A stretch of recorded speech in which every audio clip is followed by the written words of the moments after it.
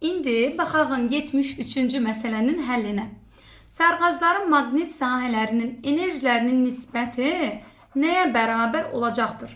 Yenə də uşaqlar, burada baxırıq ki, bizim induktivliyimiz L1-də də L-dir, L2-də də L-dir. Yəni bizim induktivliyimiz dəyişməyibdir, konstantdır.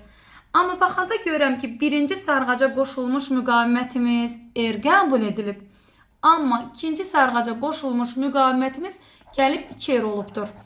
Onda bizdən enerjinin nisbətini soruşursa, demək ki, mən V1-i də tapmalıyam, V2-ni də tapmalıyam, gətirib qoymalıyam yerinə. Düzdür? Biz də bilirik ki, bizim V-imizin düsturu nədir? L kvadratı bölünsün 2-dir. Baxıram ki, burada L dəyişməyibdir, konstant qalıb. Düstura da baxanda görürəm ki, düsturda müqavimət yoxdur. Cəryan şiddəti var. O zaman cəryan şiddətinin müqavimətlə əlaqəli düsturundan yola çıxaram. Görürəm ki, I ilə R bir-biri ilə tərs mütənasibdir. V ilə də I bir-biri ilə düz mütənasibdir.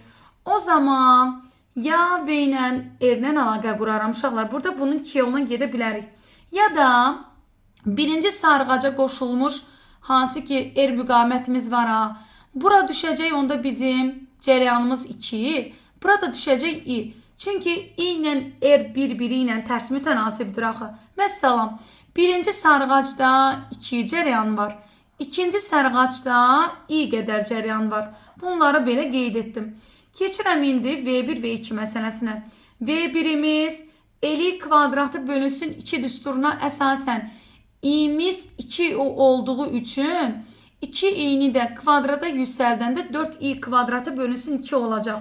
V2'miz isə sadəcə elə L kvadratı böl 2 ilə qalacaq. Çünki burada i2'miz sadəcə i'dir. Dəyişməyib.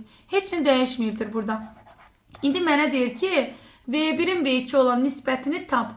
Buradan V1'i V2'ye bölməliyəm. L kvadratlar getdi. 2'lər getdi. Yalnız burada nə qaldı? Bir dənə 4 qaldı. Demək ki, V1'in V2'ye olan nisbəti 4'ə bərabər olmuş olacaq.